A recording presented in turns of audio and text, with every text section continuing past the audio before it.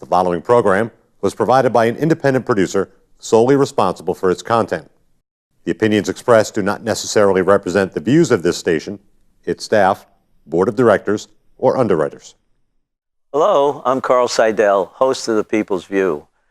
The show is sponsored by the Nashua City Republican Committee, and if you like to attend our meetings, they're the second Thursday of every month at 6:30 at the Crown Plaza. And if you want to find out more about our organization, you can go to nashuagop.org to see our website and learn about the events that we have. Welcome to The People's View.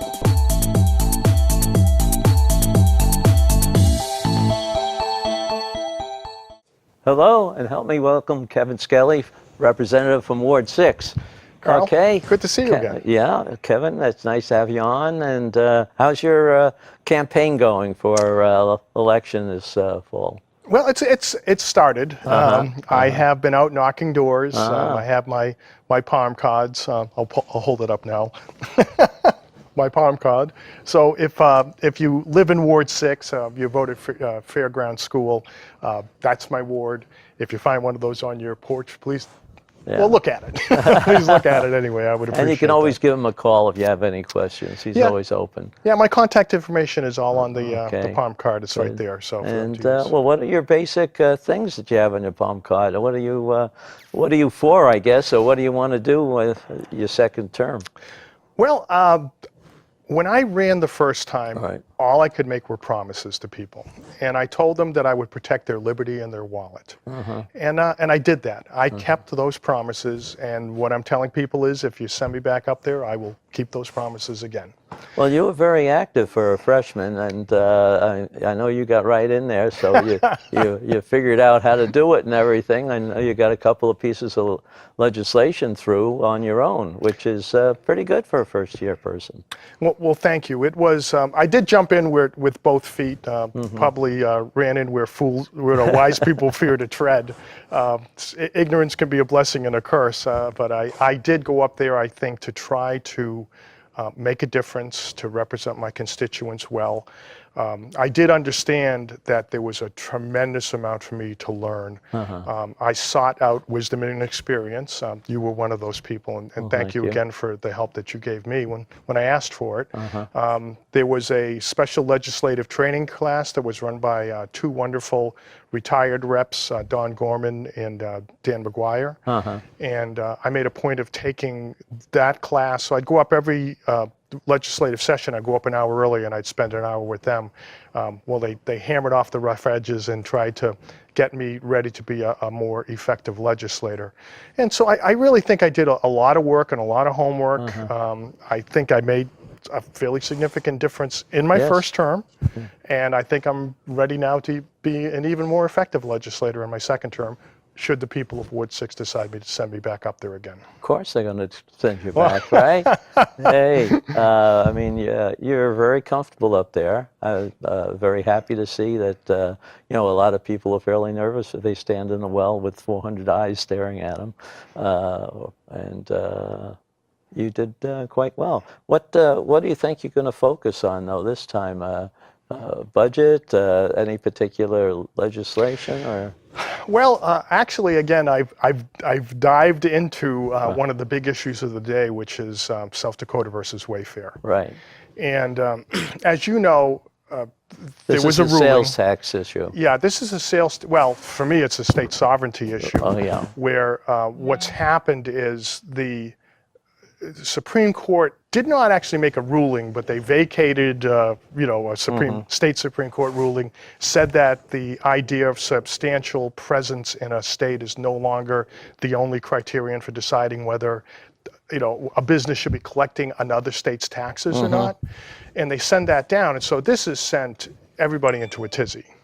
And we, as a state, we're trying to deal with this, and I think quickly, and from my perspective, I think too quickly, and we're going down a path that I just did not agree with. I felt that as a state, the legislation that we were given really, to me, managed the path in for these outside taxing entities 10,000 foreign taxing authorities in the United States, to allow them into New Hampshire. And from my perspective, when we went down this road, it seemed almost inevitable that we were going to end up having to collect other people's taxes. And that is just goes so against who we are and what we believe in, and even how we've structured our society and our government, including sources of revenue. So I have, with the help of Jess Edwards, a really good, competent first-termer as well, we put together some legislation that really it really revolves around the issues of the sovereignty of a state and the fact that we gave up certain rights to become a member of the United States, but those rights were given only to the Congress of the United States and not to other, brother state, peer states. I mean, if I remember correctly, my history and civics correctly, at the beginning of the country, we had Articles of Confederation, and one of the reasons why they started falling apart because states were trying to make other states collect their taxes. So it's back to the future again, and I think that we need to stand strong on this issue and say we are a sovereign state. We never gave up the right to decide who was going to collect states' taxes within our border, and we're not going to do it, and we're going to protect our businesses against anybody else trying to reach in and forcing them to do that on their behalf. What happens if the company that's selling the things is willing to charge their customers the sales tax of their state? I think we have to allow businesses to make their own decisions. And so again, the legislation we've put together does not prohibit a business from making a business decision and deciding to do that, and because they think it's because we've already seen that already. Yeah, I mean, if it's in their best interest, God bless them. You do that. Handle it yourself. But I'm much more concerned about somebody reaching in and trying to force one of our businesses to do that. I mean, they're not set up to collect taxes. They don't have the taxing software, the structure. And I think that we have a compelling interest here, because when you think about it, our tax revenue structure is built on one of the biggies is business profit tax. And if if a business has to suddenly start incurring costs like buying the software, maintaining it, having a structure and all that, collecting it, remitting the taxes, and all those things, those are costs which will reduce the profits that those tax businesses make, which means that there's going to be less revenue for our state. So I think we have a compelling interest to say, wait a second, folks, you can't make our businesses do anything. But what do you think about some people saying, well, let's wait and see what it's been handed back to the Supreme Court in, was it North or South Dakota, and see how they structure it, because there's nothing in the summary saying how this could be implemented.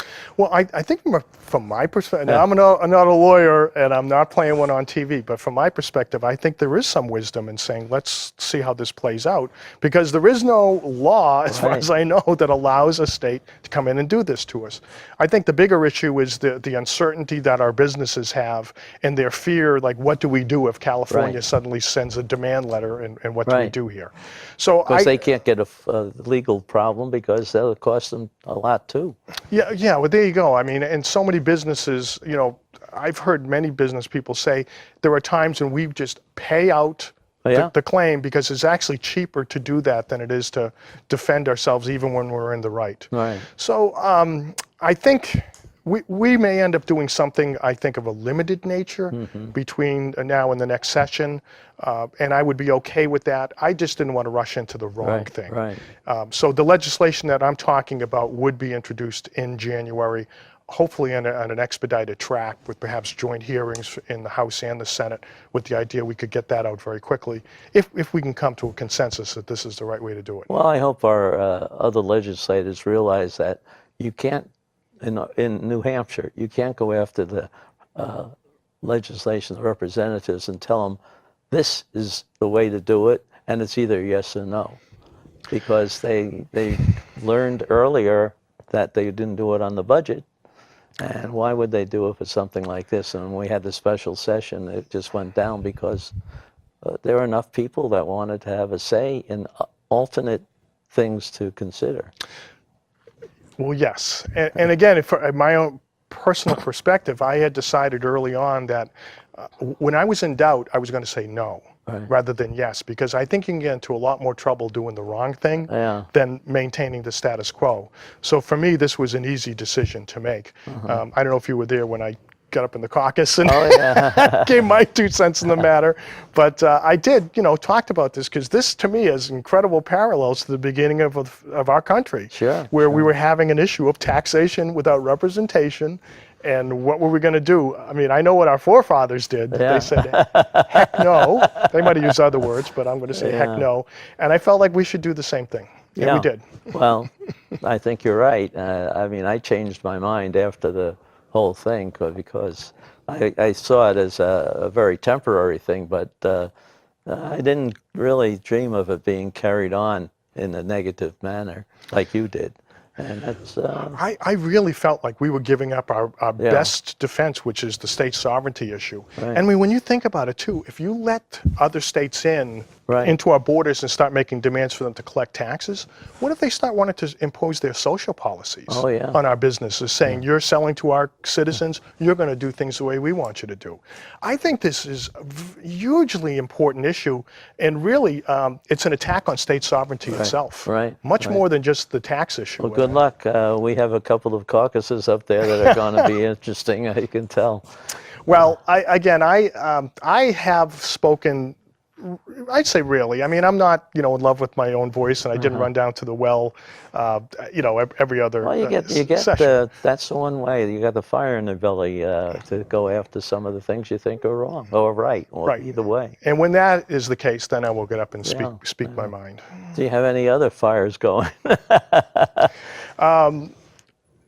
Well, there's one. I don't want to talk about this just yet. Right. But there's one other one that would have. Okay, everybody, watch the newspapers for next January.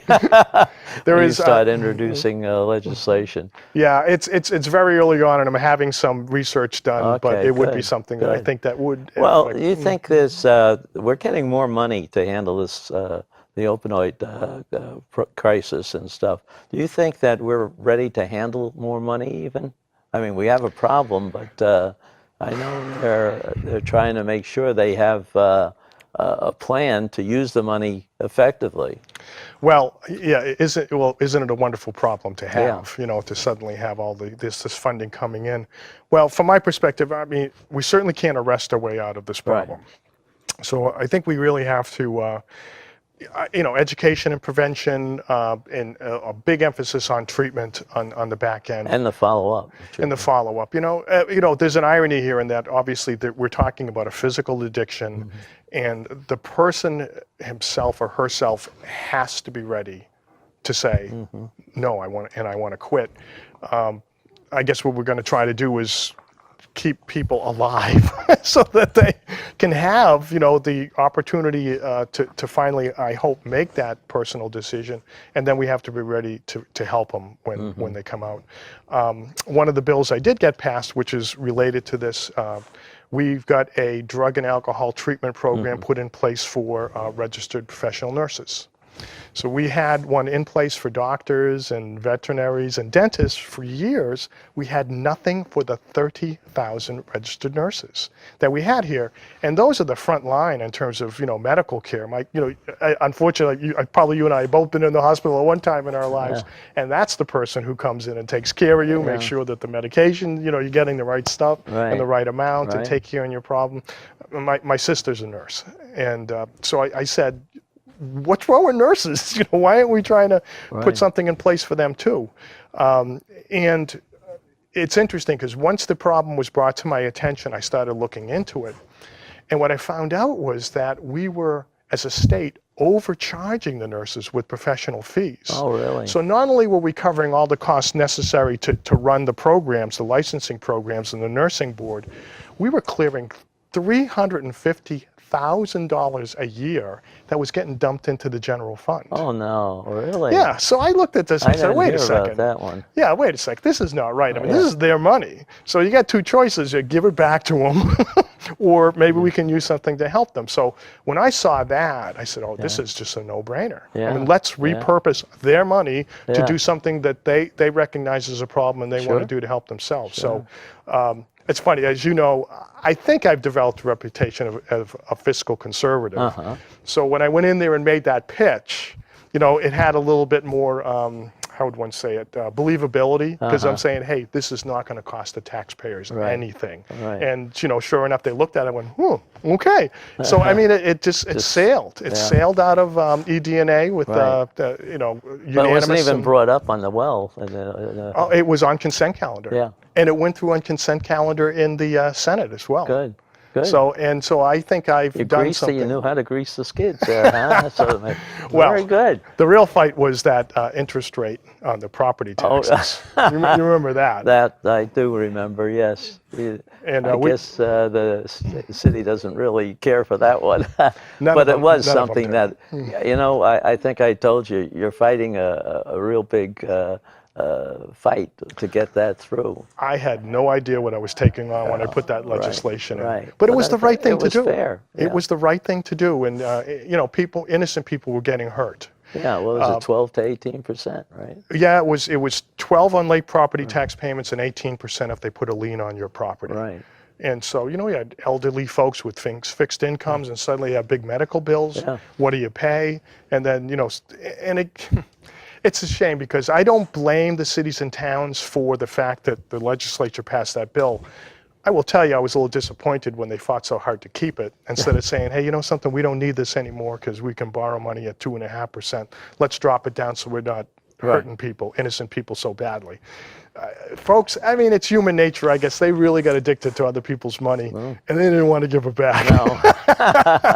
But I think you're right. It was something that was needed, and I know I watched it be defeated several times in previous years.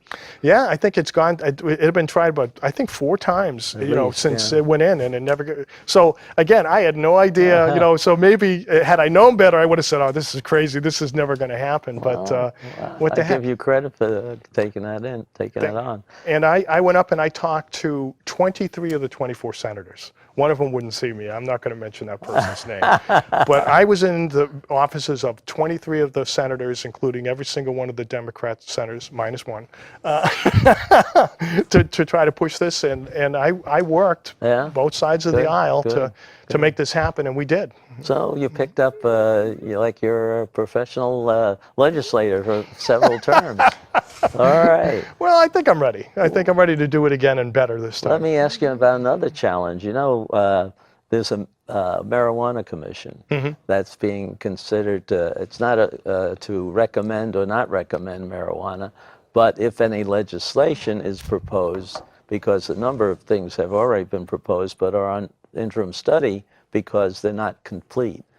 And our challenge is to write a summary of what should be considered in legislation whenever marijuana is being considered in any way, whether it's for sale, for medical use, or all the characteristics of treating, because I don't think people realize all the things that have to be done. I mean, you're going to have to consider anywhere from the agricultural aspect of growing it, whether it's grown outside or inside, how you measure the quality of the product, how you label it, how it's incorporated in whatever form is trying to be sold to the customers, and what do you do in evaluating the proposed potential problems, whether there's no test that you can test a driver on very easily, and you know, there's drivers going around that. I mean, my doctor says if you see anybody going a little too slow, that's honestly what he says. He says they're probably in a little bit of a and weaving towards bakeries. But whatever, you know, just stick it off the road, and let him go on. But anyway, there's a factor of 10 or 15 difference in the potency of the product. And then I'll go to the education and the treatment and the continued treatment, because a lot of people are addicted to it. They may not die from it, but some could. But there is an addiction, a certain amount, like alcoholics. There are, you know, too much liquor, they have to go to Alcoholics Anonymous. I don't know if they're going to have something to Marijuana or anonymous, I marijuana guess. I don't know, anonymous or MMA. whatever. But what do you think about how that should be handled in the legislature? Well, as you said, there's an awful lot of devil in the details. In terms of my general philosophy, I think drug use is bad.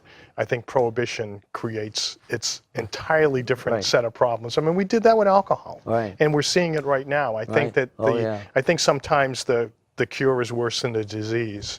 So my personal feeling is that I would like to, I mean, at an absolute minimum, decriminalize it, because we don't want to have the resources of our criminal justice system caught up in something that, you know, if it's a low-level user type of person, I mean, I don't want to see that happen. So I guess I'm starting to become enough of a politician now to say, well, I'll need to look at all of the Well, the no, you aspects do. of it, That's but- actually, you know, it opened my eyes to a number of different problems. And then when I went down to Washington, when we were down there for that, the question I asked is the FDA looking into it? Because they might be, there's rumors that they might be trying to see a way of legalizing it on a federal level for certain applications. And certain drug companies are already looking into it. Right. And I guess they're trying to figure out how they make a cocktail out of it that they can patent, because it's all natural stuff, and so they can't, you know, patent the material. Well, it is kind of funny. Again, I think that, as the old saying is, the genie's out of the bottle. I mean, Right. if it's something you can grow in your backyard, good luck with trying Or to. in your basement. Yeah. So You anyway. know, speaking of that trip to Washington, I Yeah. thought it was really. Now, was it an Secretary of Education who spoke with us about? Which, Dr. Carson? No, it wasn't Dr. Carson, but we had somebody Oh, from yeah, the from Department of Yes, Education. yes. So I'm not exactly Yeah. sure what his I don't remember the position exact was, but he was title. pretty senior, Yeah, I think, yeah, in the right. organ. And you know, of course, I asked him that one question, and which we didn't get an answer to. And my question was this: it apparently the state of New Hampshire gets around 7% of its funding Right. from the federal government. And I asked, what is the cost of compliance? Right. When you look at all of the strings and Right. obligations and requirements that the federal government attaches That's to that right. money, how much does it actually cost us to get that 7%? Right. If it's costing us 20% of our, you know, expenditures to get the 7, I'm It's not thinking worth it. we might be better off saying thanks, but no thanks, and we'll take care of ourselves. Yeah. And the really interesting thing was, you know, if you remember or not, he said, well, gee, I never thought of it that way. And I'll have to look into that. Of course, yeah. That's So, the problem with some of that. I did give him my card, Yeah. and I with the question on the back, and I said, please do look into that, because I think this is a very important question. Well, they avoided my question too by saying, yes, it's a good idea to do some studies. You know, it's not whether they're doing anything or whether they're considering it. So But anyway, we got a little bit of double speak down I there. like the concept that they're introducing, though, where they have a person in this department now that will sort of take us by the hand and lead us through the proper people to get our that was answers to the wonderful. questions. Oh, yeah, And it yeah. seemed like the people there seemed interested in working with Yes. the legislators and stuff. Well, or the town people too. They Yep. have questions and try to work with the bureaucracy, let's say.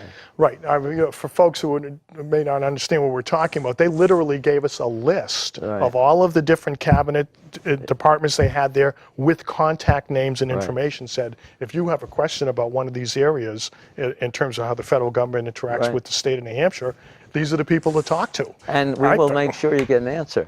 Yeah. Which is the best. Well, we'll Because see a if lot- that's true, but I got to tell you, I was really, really Yeah, encouraged by the yeah. fact that they were saying, reach out to us, and we'll try to help you. Well, let's try to end on a little bit more a positive note, okay? We're going up there, I don't know if we're going to have to vote for vetoes, and whether they're going to try to do anything on the sales tax issue.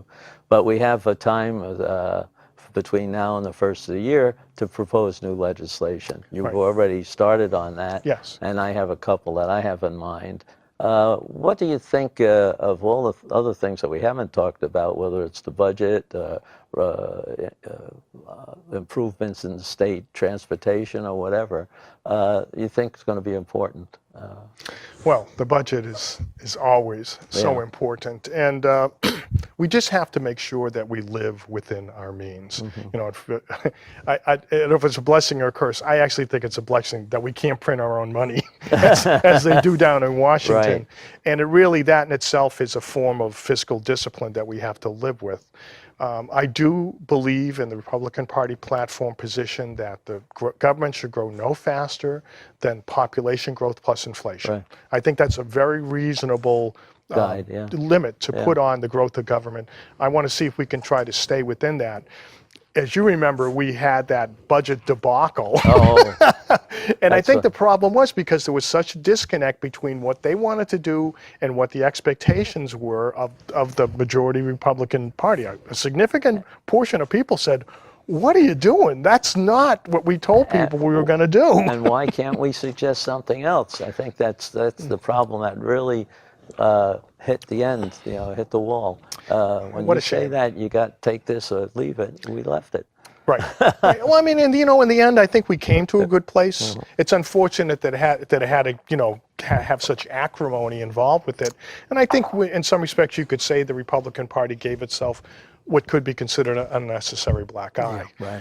But I still think that people who actually cared about the budget and the promises we made to people, including, when we wrote Yeah. that platform, to me, that is the social compact that we entered into with the voters and said, Right. if you put us in there, this is what we're going to do. Right. Now, I think you and I actually took that pretty seriously. Definitely.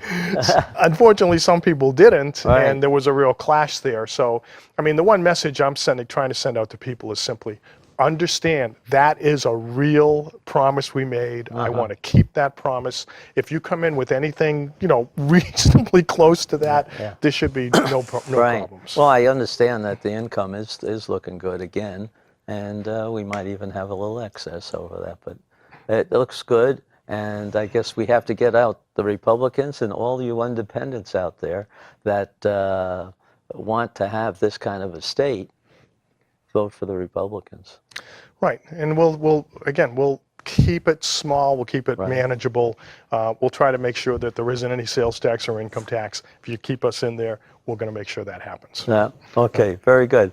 We'll do it again, Kevin, after the primary, and Okay. we'll see it. If any issues come up, then it's a little bit different that we can talk about. Well, thank you so much. I Well, appreciate thank you being for here. coming. Okay, bye.